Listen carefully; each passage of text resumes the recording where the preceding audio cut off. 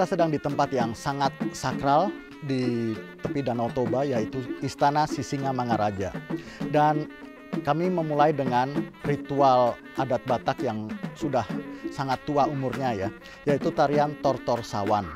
Tarian ini adalah seperti ritual pembuka, melambangkan penyucian diri dan hati. Tarian Tortor Sawan diawali dengan tortor penyambutan atau Panumunomuon dengan gondang Sanyang Naga Laut. Dilanjutkan dengan yang paling sakral yaitu gondang Tortor Sawan, di mana penari menaruh cawan di seluruh tubuhnya, dan diakhiri dengan gondang Didang-Didang.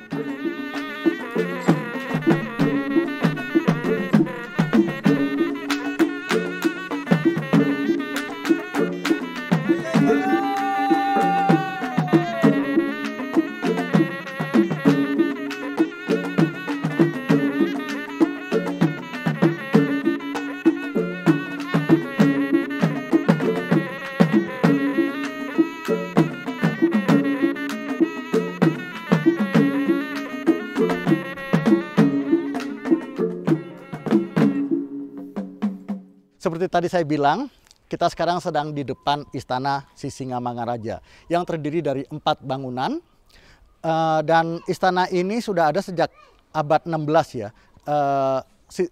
Keluarga Sisingamangaraja berakhir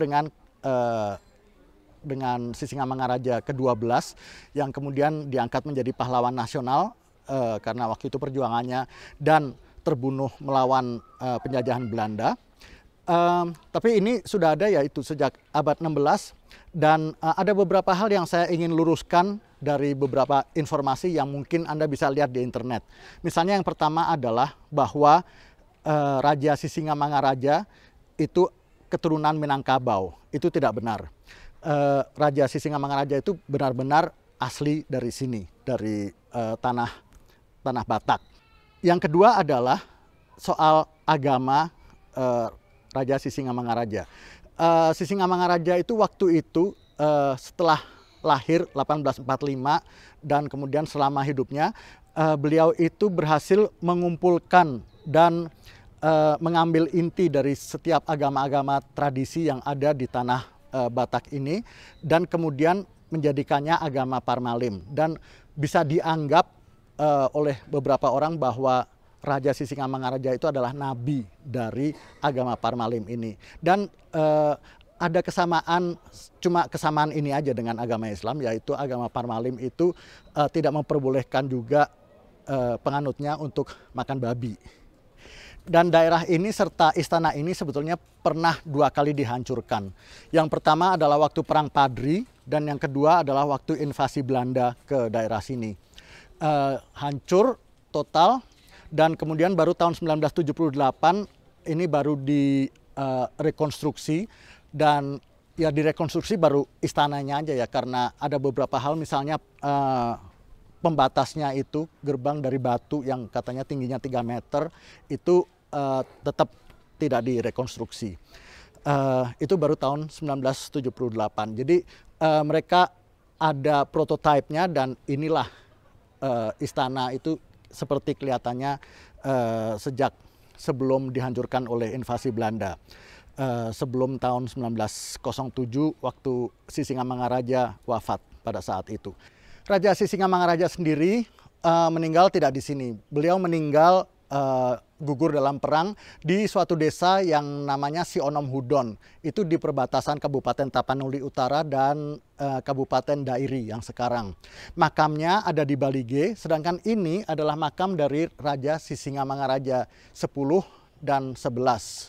Ada satu hal menarik tentang gugurnya Sisingamangaraja, yaitu waktu beliau sedang diserang dan wafat, Raja Sisingamangaraja itu sedang memegang senjata yang namanya pisau gajah dompak. Dan senjata itu sampai sekarang tidak ditemukan dan dipercayai oleh para penduduk di sini bahwa senjata itu ikut dengan jiwanya menuju ke surga.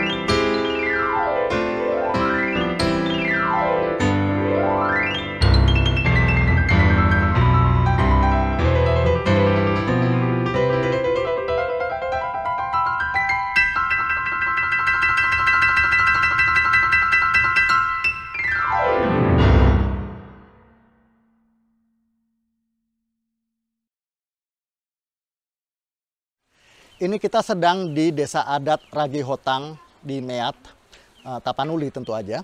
Dan ini sebenarnya tengah hari, tapi udaranya cukup sejuk ya, enak dan ya pemandangannya sih bagus sekali dengan rumah-rumah adat.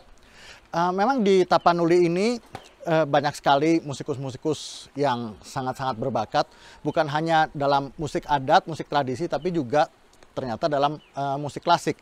Jadi kita bekerja sama dengan Sumatera Conservatoire yang ada di Medan, cukup jauh sih dari sini Medan, karena ini kan di kawasan Danau Toba ya. Ada dua musikus sangat muda dari sana, yaitu Hannah Jonina dan Christopher Robin. Mereka memainkan biola. Hannah Jonina mau melanjutkan kuliahnya, semoga tahun depan, belum tahu kemana, tapi pengen ke luar negeri. Sedangkan Christopher Robin itu lulusan dari universitas di UCSI di Kuala Lumpur. Dan sekarang balik ke sini dan akan menyumbangkan ilmunya untuk mengajar di Medan.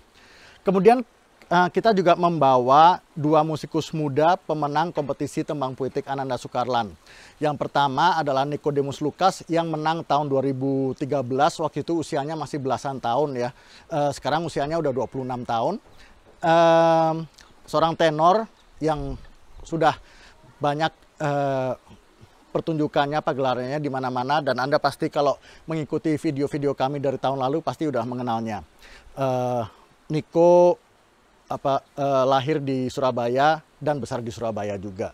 Sedangkan Vetalia pribadi, dia baru memenangkan kompetisi tembang puitik Ananda Soekarlan yang mulai tahun ini diambil alih oleh Kementerian Pendidikan dan Kebudayaan, Kemendikbudristek namanya sekarang. Dirjen Kebudayaannya tentu aja. Dia memenangkan tahun ini, dan Vetalia itu lulusan dari Melbourne, Australia, tapi juga menimba ilmu di beberapa tempat di Vienna dan beberapa tempat juga di Salzburg di Eropa. Vetalia adalah seorang soprano dan nanti Anda akan dengarkan suaranya yang indah juga. Jadi inilah Vetalia pribadi, Nicodemus Lucas, Hannah Jonina, dan Christopher Robin.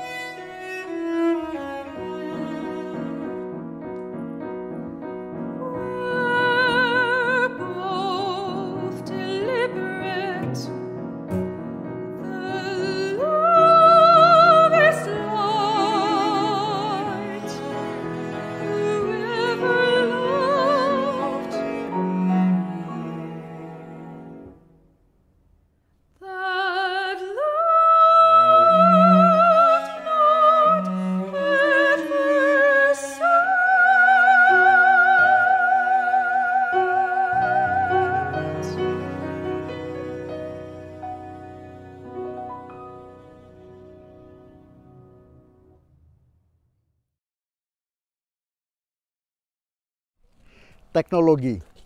Kalau mendengar kata itu, kita selalu berpikir soal apakah itu tentang roket, apakah itu tentang laboratorium dengan ilmuwan-ilmuwan yang sangat nyentrik segala macam. Padahal sebetulnya teknologi itu adalah milik seluruh masyarakat dan harus bisa memakmurkan seluruh lapisan masyarakat. Dan tentu aja teknologi itu harus disampaikan ke masyarakat untuk bisa diaplikasikannya dan bisa digunakan dalam kehidupan sehari-hari lewat pendidikan.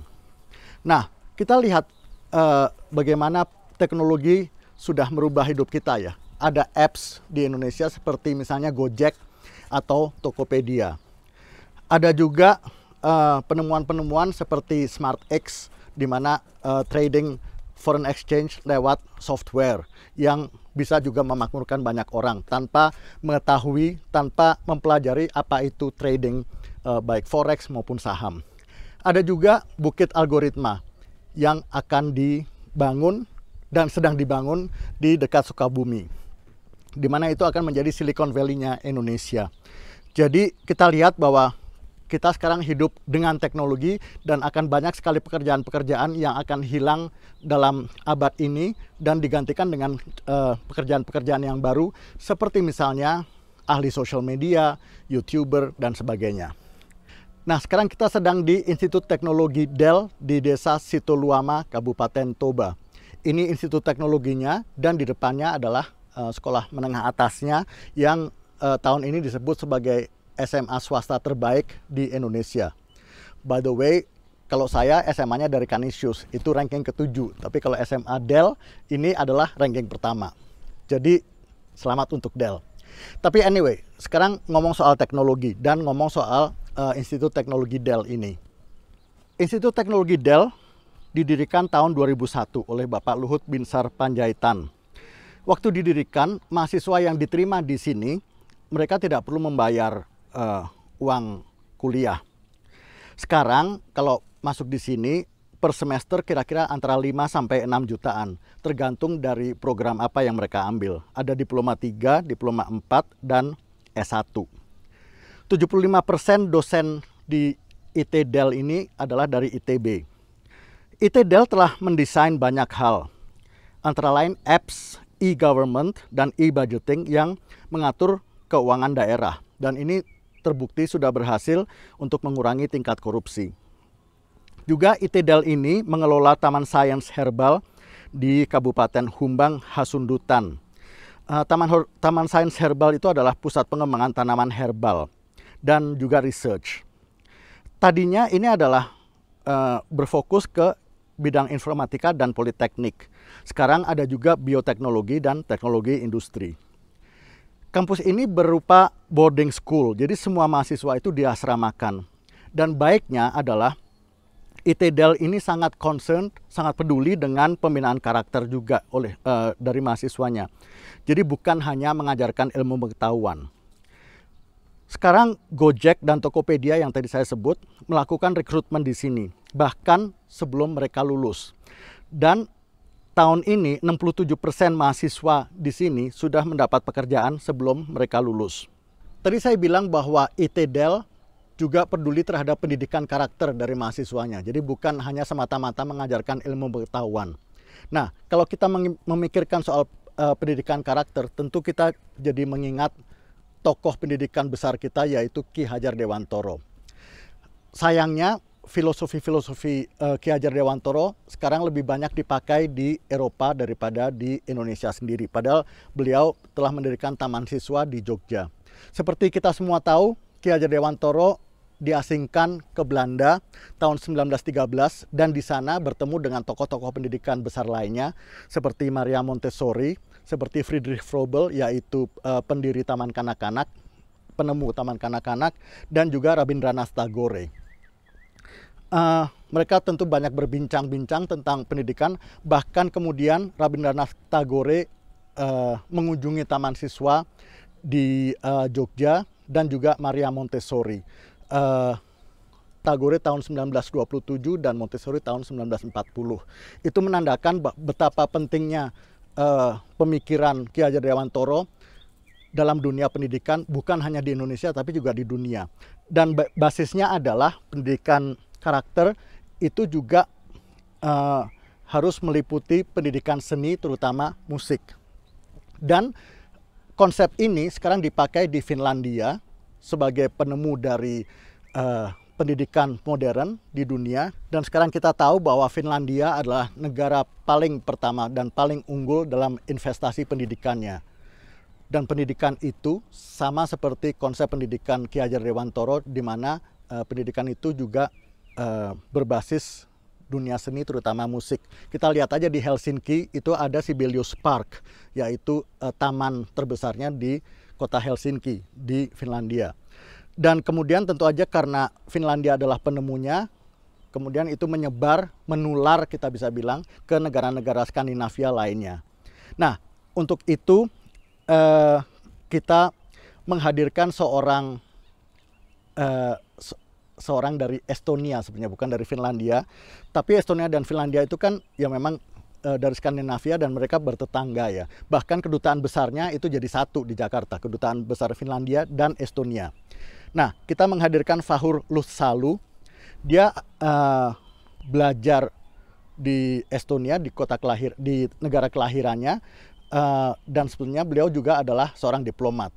Tapi beliau main cello dan adalah juga pengajar cello. Tinggal di Medan, di Sumatera Utara sini. Vahur ikut memainkan beberapa karya, tapi yang paling utama adalah karya saya untuk cello dan piano yang memang diminta oleh sebuah perusahaan di Finlandia. Perusahaan apa itu? Yaitu perusahaan Rovio. Mungkin Anda belum pernah dengar nama perusahaannya, tapi pasti Anda sudah pernah dengar, bahkan pernah menggunakan, bahkan memainkan produknya, yaitu Angry Birds, apps soal games itu loh, ya kan. Nah, Angry Birds waktu itu meminta beberapa komponis untuk mengembangkan theme songnya untuk menjadi musik jazz, musik klasik dan sebagainya, dan tentu aja saya dapat bagian classical musicnya.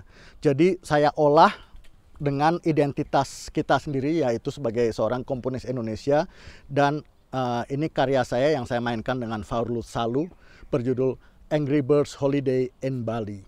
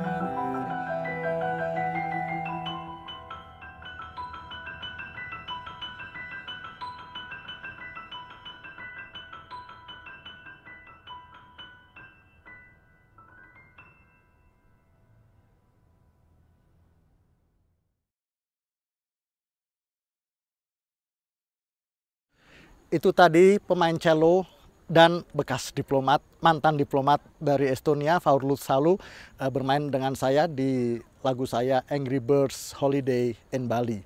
Nah, nanti Anda akan melihat bahwa ada juga orang yang kelihatannya bukan orang Indonesia. Beliau adalah Edward Van Ness. Beliau adalah kepala bidang akademik dari Sumatera Conservatoire.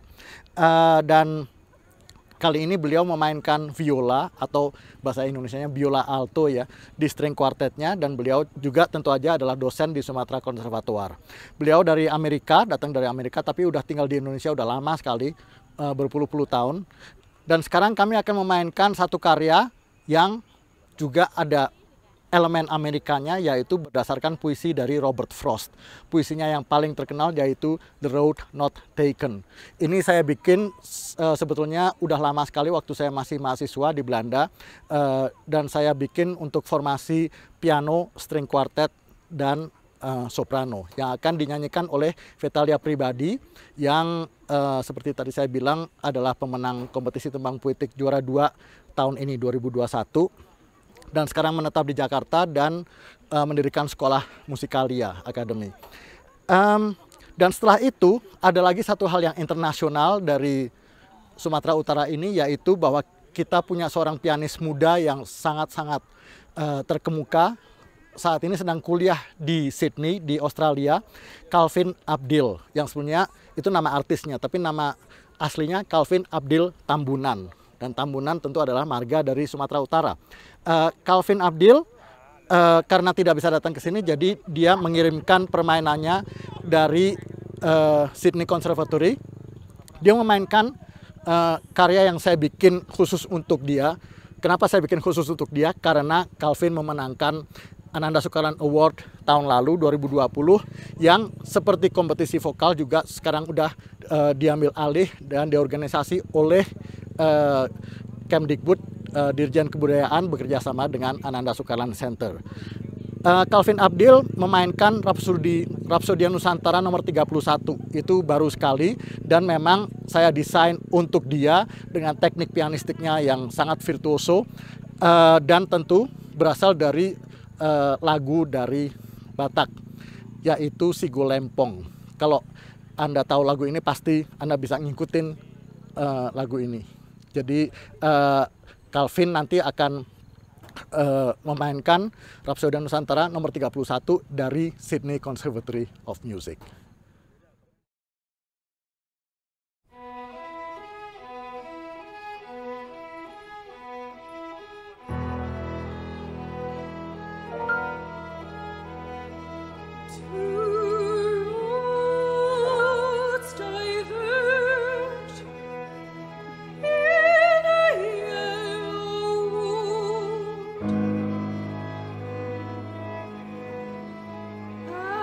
Sorry.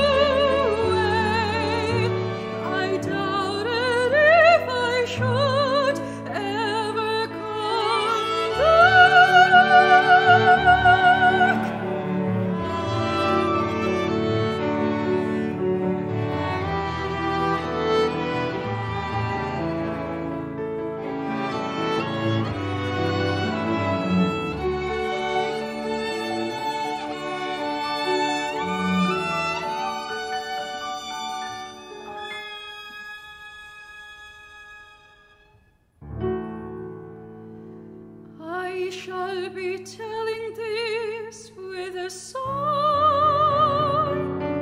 somewhere ages and ages hence, to roots diverged in a wood, and I took the one last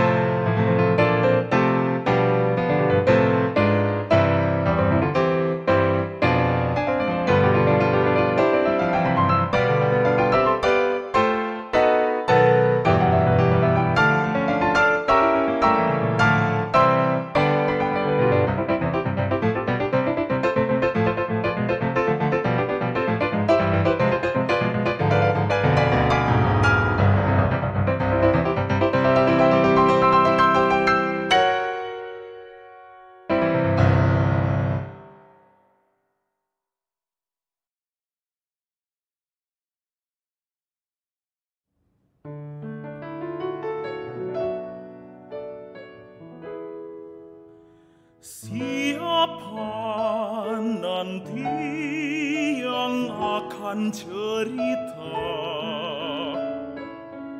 bila juga pelita ini padam, enggan menyala, dan lagi untuk siapa?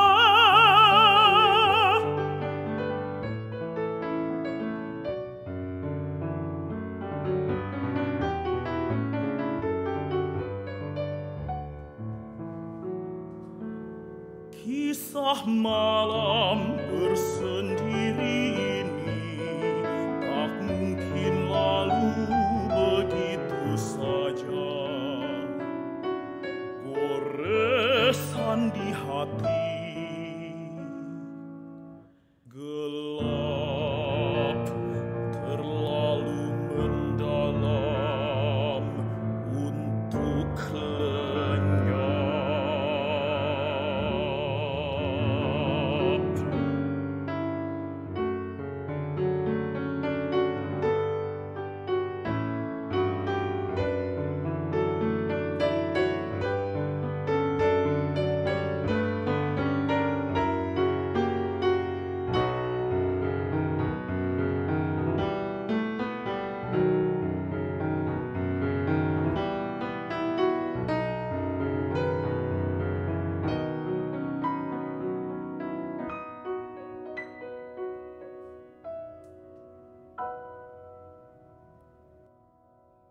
Di udara masih ada suara gema lepas tarikan nafas terakhir manusia kehabisan kata-kata.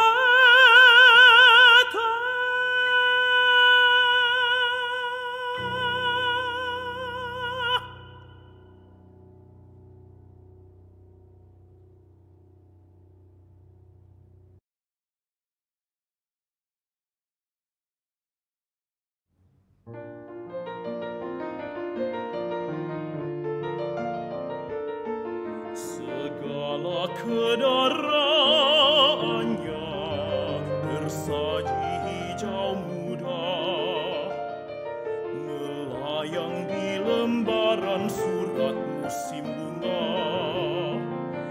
Berita dari jauh sebelum kapal angkat sauh.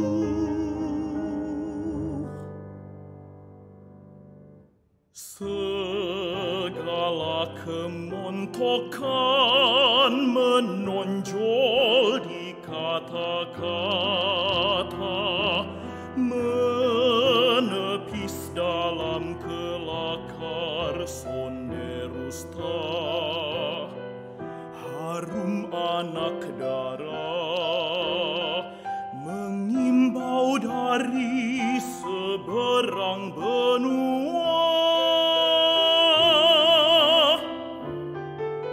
Mari dik, tak lama hidup ini, semusim dan semusim lagi. Burung pun berpulangan,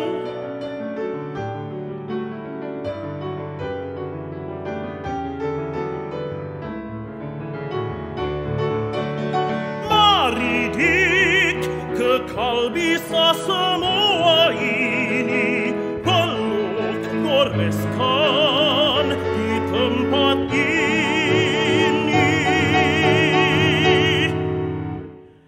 Sebelum kapal dirapatkan.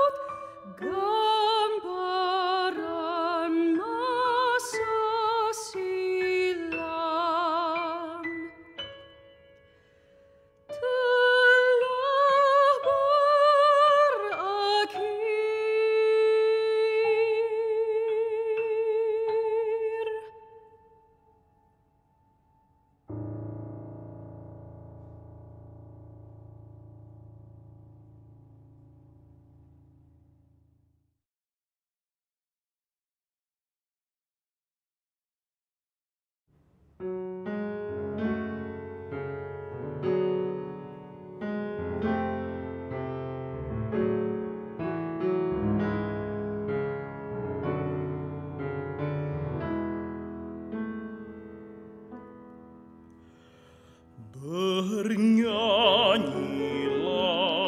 dalam getar-getar bunga, atau duduk saja menghikmati malam. Mungkin angin akan datang menengokmu dengan kecemasan, tapi yang ingin diucapkannya adalah nyanyian yang terpendam tahun-tahunmu. Bernyanyilah dalam selimut batu-batu, atau mengembara dalam hujan kata-katanya. Sebab langit yang turun adalah sahabat bumi, yang menyiram kebun-kebun asuhannya.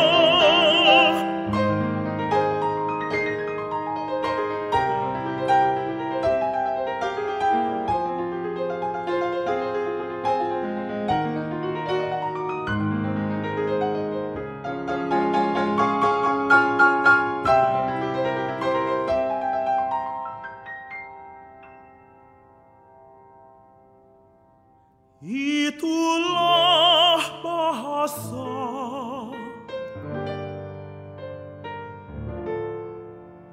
tapi matamu telah buta membacanya.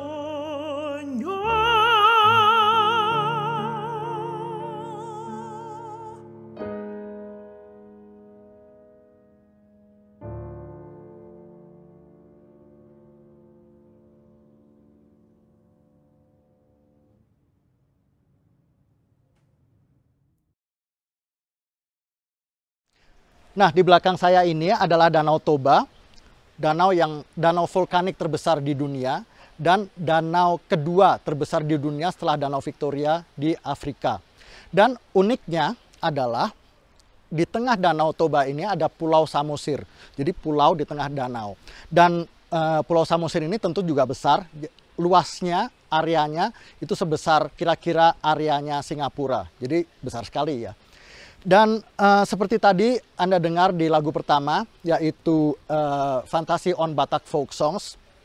Batak seperti Anda tahu adalah penduduk Sumatera Utara, namanya adalah suku Batak dengan berbagai macam marga. Suku Batak terkenal dengan ekspresinya yang semuanya melalui musik. Mereka memiliki melodi dan harmoni yang cukup unik, yang juga terpengaruh dengan musik-musik dari Barat, terutama setelah penjajahan Belanda, di mana musik-musik dari Barat itu dibawa oleh selain misionaris-misionaris juga oleh penjajah dari Belanda. Nah, di tanah ini ada 3 penulis lagu yang terkemuka di Indonesia. 3 dari banyak sekali penulis lagu, tapi kita fokus ke 3 orang ini, yaitu Cornel Simanjuntak, Alfred Simanjuntak, dan dua-duanya by the way tidak ada hubungan saudara. Dan yang ketiga adalah Liberty Manik. Saya bilang tadi mereka adalah penulis lagu dan bukan komponis, karena mereka menulis kata-katanya sendiri dan mereka menulis melodi tanpa harmoni. Jadi lagu-lagu mereka tuh bebas untuk diharmonisasi, di-arrange, dibikin fantasi segala macam oleh komponis-komponis lain. Di sini datanglah saya dengan undang-undang kebudayaan kita yang hebat buat saya, yaitu Undang-Undang Kebudayaan Nomor 5 Tahun 2017, di mana kita semua bebas untuk bukan hanya pelestarian kebudayaan, tapi juga pemajuan dan pemanfaatan kebudayaan. Oleh karena itu, kita fokus ke lagu-lagu mereka yang kemudian saya bikin harmoni sendiri, harmoni saya, dan saya bikin instrumentasi sendiri.